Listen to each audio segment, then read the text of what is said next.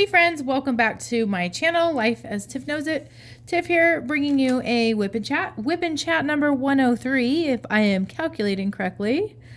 And I am working on a work project.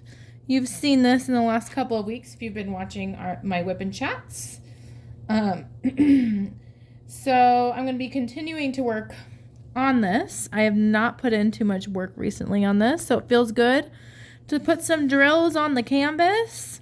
I will be talking today, just chatting about a lot of things. Man, a lot has happened since I've talked to you last. So, and WIP, if you're like, what's a WIP? WIP stands for work in progress. And this will be my work in progress all summer long. I have been working on some smaller diamond painting kits, more so to sell. I'll get a little bit into that today. And yeah, it should be a fun adventure. So, trying to think if there's any channel updates. I did not post a video last Friday because I'll get into why.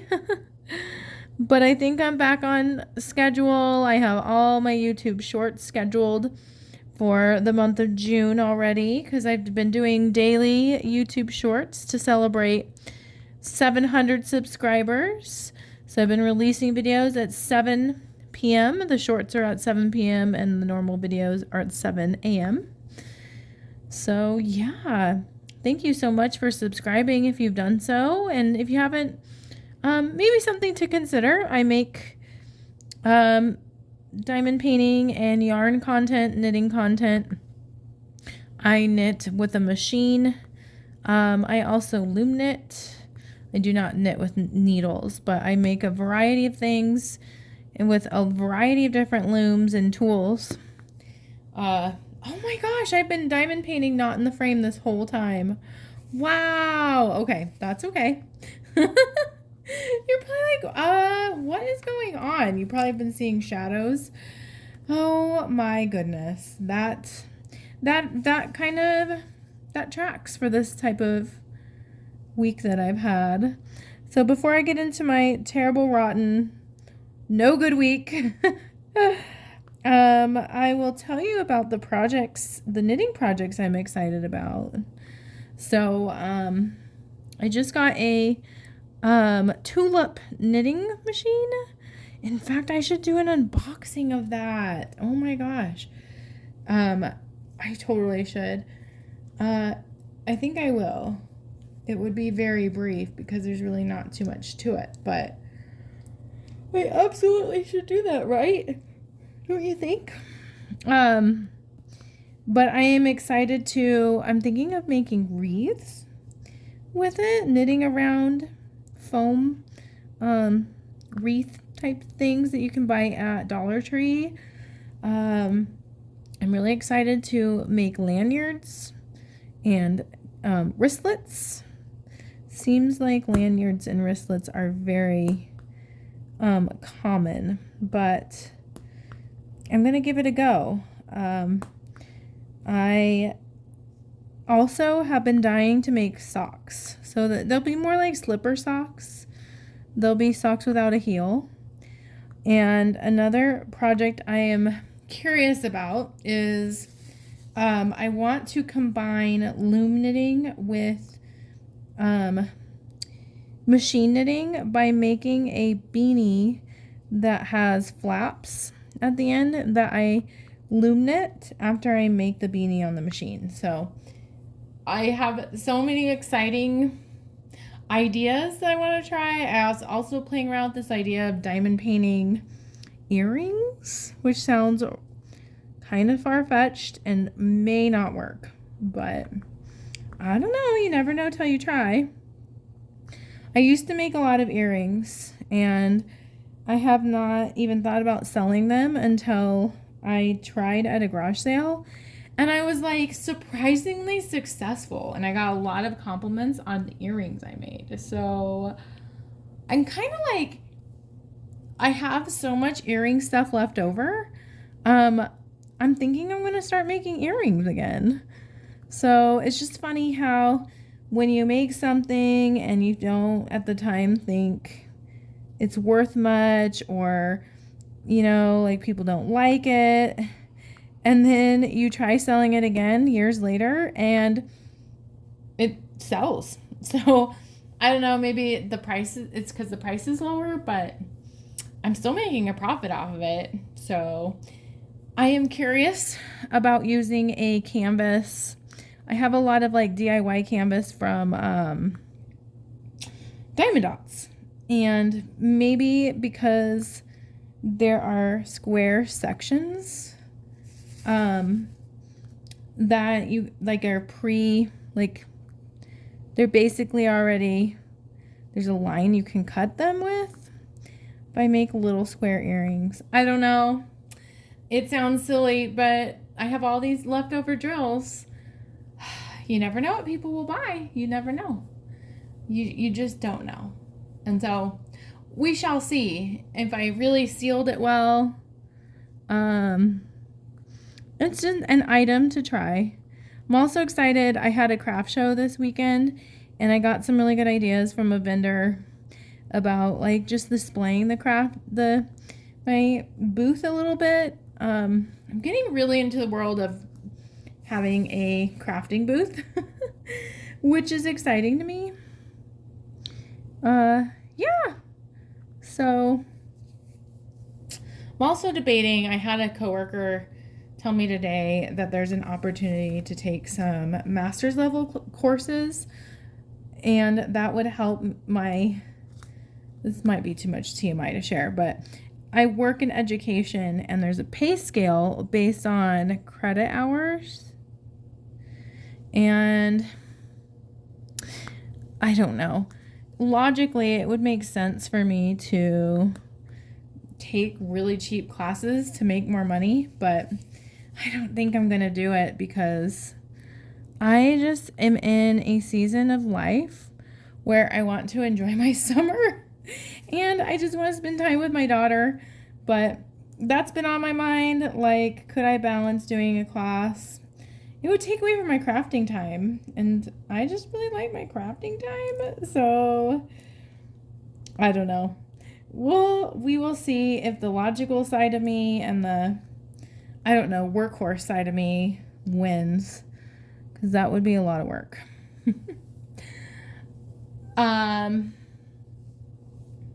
Okay. I think those are all the like things outside of my terrible, no good, rotten week that I wanted to share. So let's get into first I'll give you a little historical context. Like, I really kind of feel that I am cursed at the end of June. Like, when it becomes June 20th, like anything after that between June 20th and 30th, historically, I have had really bad luck with just things going wrong. And I don't think I've caused it intentionally. Like, you know how like you can be a self-fulfilling prophecy if you're like, oh my gosh, it's going to be a terrible day. Because I just made this connection this year after like I've had the week that I've had. Like, but the historical context is that I have had the basement flood. Our basement flooded twice the same week. This like between June 20th and June 30th. Like 1 year apart. Maybe 1 year, maybe it was 2 years. So that was super stressful. And then what else? I mean, those are the two big things.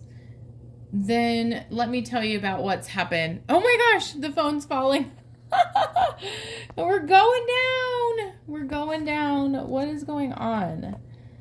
See, I tell you, it's because it's the end of June. So this year, it's kind of been, I just feel a little bit, it's been a challenge to get out of my comfort zone and with the craft show stuff. Like, I have had these visions of what I want my booth to look like. And it's changed a little bit, but for like since January, I've really like daydreamed and wanted to change how I do craft shows, to invest more in my setup, I don't know how to explain it.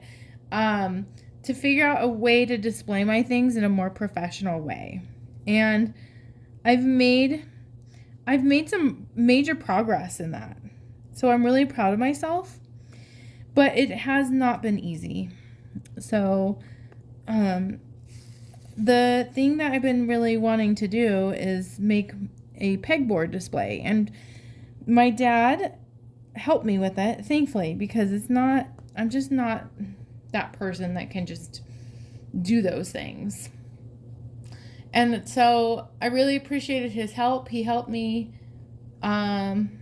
This has been over the last 3 weeks, and I think that the display, it just represents, it means a lot to me. It means a lot to me because I have spent so much mental energy being excited about it and wanting it to work. And I think about it when I'm crafting and I'm making all this stuff that I want to sell, and it just brings me a bunch of excitement and like, I'm following my joy, and that's bringing me a lot of joy. So the stakes are kind of high for me with this display because it just means a lot to me. So our tentative plan was to have my dad bring down the display in his pickup because it is big and it does not fit very well in my car, especially with a car seat. And when I go visit my parents, I bring my daughter because my daughter wants to hang out with her grandparents, mostly her grandma, because she favors my mom a lot. So, anyway, that was the plan. And the reason he was going to bring it in his pickup is because we were going on a small vacation together, which was it was fun. It was a fun vacation. And the place we were going, which is part Georgetown, we went on a train there. It was really fun, but it's on the way, kinda, from my place. So we decided to drive together, but unfortunately, my dad's pickup, which he's gonna put the display in, it broke down, and they didn't have the part that he needed to fix it. So I think like one thing I wish I could do more is I wish I could find that balance of advocating for myself and like, I don't know. I think I get things confused a lot where I don't ever want to be perceived as being naggy or a bitch, or I'm sorry if you have kids and they heard that, but like, I don't want to be bitchy. I don't want to like come across as being aggressive, but like I should have suggested like maybe my dad could have brought there's another pickup that they have access to, but I didn't want to inconvenience him because he did all this work for me. And the reason I needed the craft display, by the way, is because this previous weekend I had a big craft show. And so the whole idea was that I would have access to the display so I could have plenty of time to plan how to sort and display my items, which is, I really like that. It's exciting to me, and I think it's like necessary, like to have the confidence to do a craft show, especially a bigger one. I've never done one that's in Denver. Like it had potentially 40 vendors. Like I'm doing things out of my comfort zone, and I'm trying to like do it in a way where I'm feeling confident and I don't look like an idiot.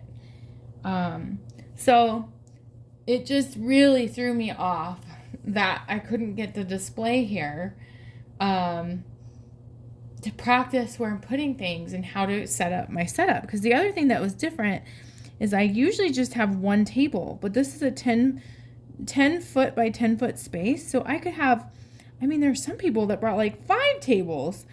Do I have enough stuff for 5 tables? No. Especially during the summer because I've made so many beanies. But like, I didn't want it to just be one table. I thought that that would look really awkward. So anyway, I don't know. I do know why that bothered me so much. It's because I've waited for like half a year to plan this out and to do this. And so it threw me off. I wasn't mad at my dad. I wasn't mad at anyone. It was a frustrating situation. And then when I went on our vacation, I felt this like pressure to get this work thing done. Because I didn't realize that people were waiting on me to get something done. So it really was the perfect storm that started kind of the stress of this week. And I had a plan. So the plan originally was I get the display on Monday. I go on vacation. I come back Thursday. And I have like Thursday afternoon and Friday, all of Friday, to figure out my setup, to go buy pegs. Because that's the other thing with a pegboard. You need pegs. So I thought, okay, I have time to do this. Like, it's fine. But instead, I needed to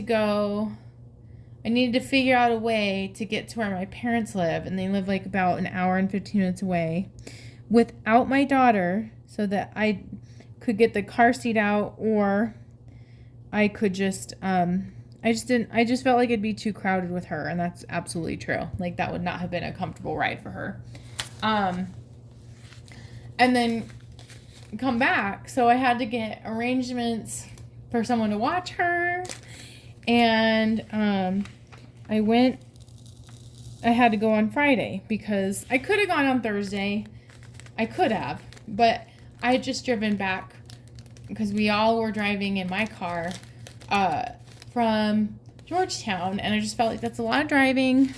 Like, I just want to, like, I felt like that just stressed me out more. So, and I didn't have any, at the time, I didn't have any, like, childcare.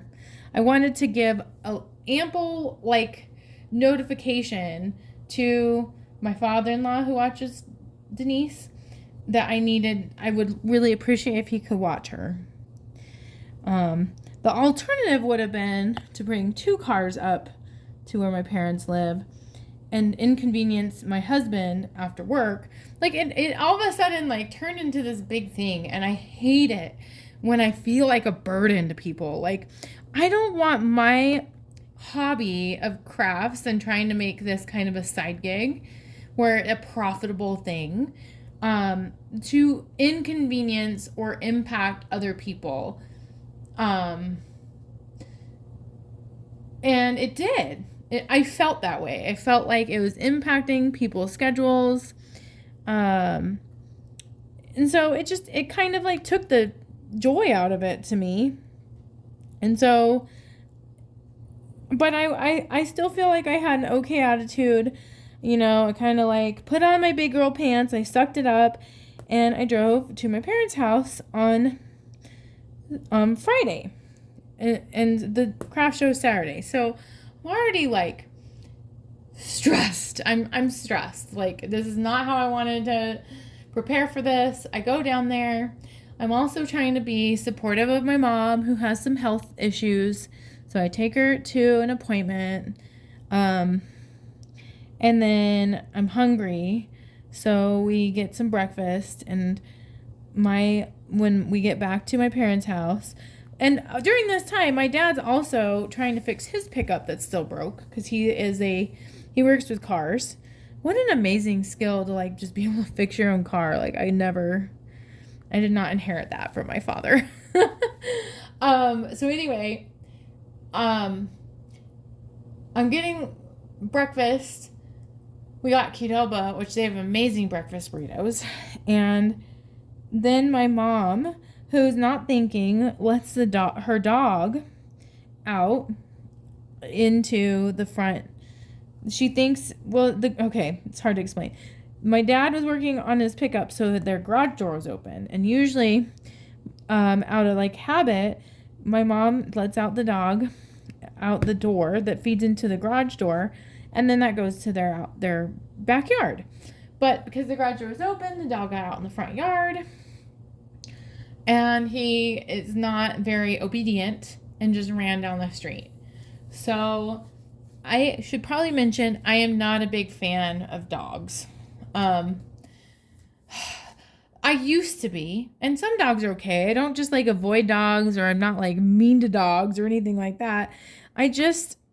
There's a lot to why I don't like dogs, but part of it had to do with I've been bit by dogs before. I think a lot of it has to do with just like a lot of feelings and kind of trauma and family stuff that I don't want to get into on here. But we'll just say, I'm not a huge fan of dogs anyway, but I offered to help my mom. She was obviously super stressed. And I so we follow the dog in the car. We go down the block. We turn the corner. And then he doesn't approach us, but he allows for me to pick him up. Like I kind of lunge for him because he's not listening. And I kind of wish like my mom would have warned me. Like I didn't realize. So this dog is very old. He has tumors. And I didn't realize, he has a giant tumor on his mouth. Like he has cancer. Poor thing.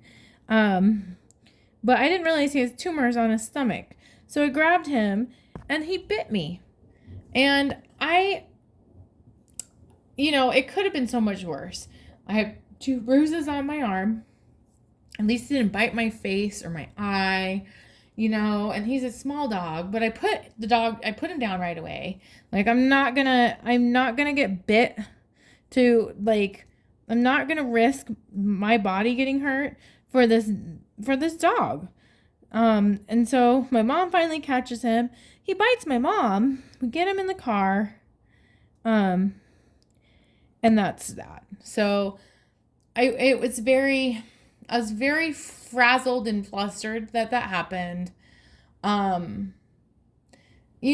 understand why it happened. Like now I understand. I wish I would have known that before, but you can't change the past. But I left my parents' house like just a hot mess. Like I'm stressed. My arm hurts. I'm stressed about my craft show. I'm kind of just not even like wanting to do the craft show. I'm tired. I'm thinking it's just this big overwhelming task to now drive all the way back, set up the thing, and then also, unbeknownst to me, some of my husband's family is in town, and all of a sudden there's tentative plans to go to dinner with them. And I'm like, oh my gosh. Like that was just like the thing that like broke me. I started just crying on the way home. I'm like, I don't have time as it is. I don't know if I need to go to the doctor. Like I don't know what to do. And so I call my husband, who's at work, poor Bill, and I'm just like bawling and just like, I don't know, like I just needed to process my emotions. I'm trying so hard to kind of just keep my emotions inside sometimes because I don't know. I do think it's important to release emotions. Like I am a person in the mental health field. I am a big believer in that, but sometimes like I can't do it until it gets, I don't know. I have to be in a certain headspace and I have to not be, I don't know, like distracted by a million things. And I don't like to cry around Denise too much. Like she's seen me cry. I don't try to hide it from her, but if I can avoid it, I do.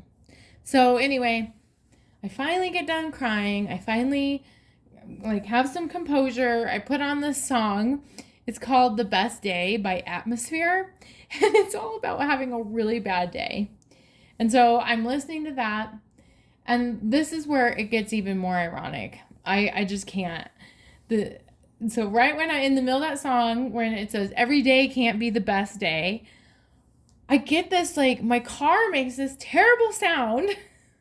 And and then I get this like ominous like sign on my car that says transmission error, service now. And I'm on a highway. I'm about to get on a freeway, like a busier highway. And I don't know what to do because like I don't want to like there really wasn't like a very good place to pull over at that point. There wasn't like an exit with like a gas station or anything like that. So I call my dad, who is trying to fix his pickup, and I just completely have a panic attack. And I'm like, I don't know what to do. Do I need to like get it towed? Is it going to break on me? Like is it going to just stop running? Because it was still running, but you could tell like it was having some major problems. Like it wouldn't accelerate, especially if I got to a stoplight. It just took for like I'd put the pedal to the gas or the gas, trying to get it to go, and it would like misfire and do all this stuff. Then once I got to like 40 miles an hour, it'd be okay. But it just like would stop and go. And so I probably should have pulled over, but I'm so stupidly stubborn that I'm just like, I've worked too hard and like gone through all this stuff for this craft display. I don't want to be stranded at a dealership because I'm like, should I drive it to a dealership maybe? But to just like have that stupid thing stuck at the dealership. And if I would have thought about it, we could have just like picked it up with another car. It would have been okay. But it also kind of was like, I didn't know how much time it'd take to tow it. I didn't know how safe that was. Like, I didn't want to just be stranded on the side of the road. Like, it was daytime. I would have been fine. But my dad had said, if you can drive it home, do that. And so, I did. And I almost pulled over. I had the turn signal to pull over probably about 5 times. And then the car would get into gear. There were a couple times I was really nervous. I didn't want to turn left because I couldn't get the car to accelerate. And like I had to really wait for there to be a giant space between cars coming to give myself time to turn left. And then I had to merge onto a really busy highway. And I did put on my emergency lights for that. But I made it home. So I guess I'm grateful. Number one, that my daughter Denise was not in the car because I would have just been losing it. Because I mean, it's one thing if I were to get in a car accident or, but like I couldn't handle it if Denise was in the car with me. Like I felt so relieved I got home. It worked out. It really did. It's fine. In the scheme of things, it's fine. I got, I mean, I think everyone could tell I was really stressed. I was just, when I cry, it's so noticeable because my eyes swell up like crazy. Thankfully, my father-in-law, like, helped watch Denise, and he helped me with the craft display. Sometimes, though, like, I don't really know how to advocate for myself, especially people in my family. Like, I just needed to kind of process things alone, and it's fine. I went to dinner. I had a margarita at dinner. One of the Bill's family members said, "You earned that," which is true. And I love Bill's family. It wasn't that I didn't want to see them. I just was like very overwhelmed.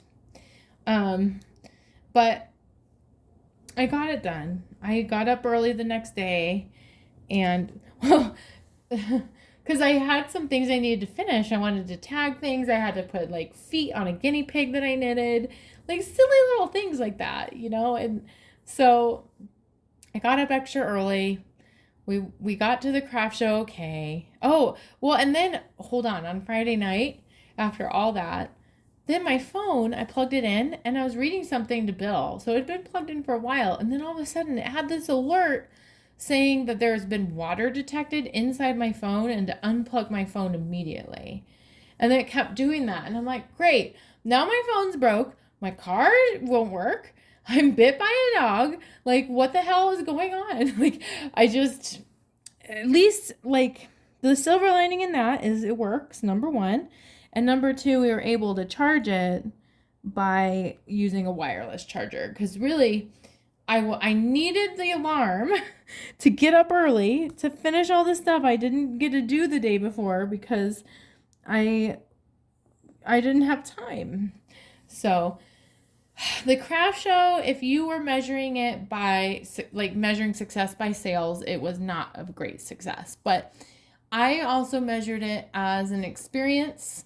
I got some ideas from some vendors. I got free coffee and a cider slushie from it.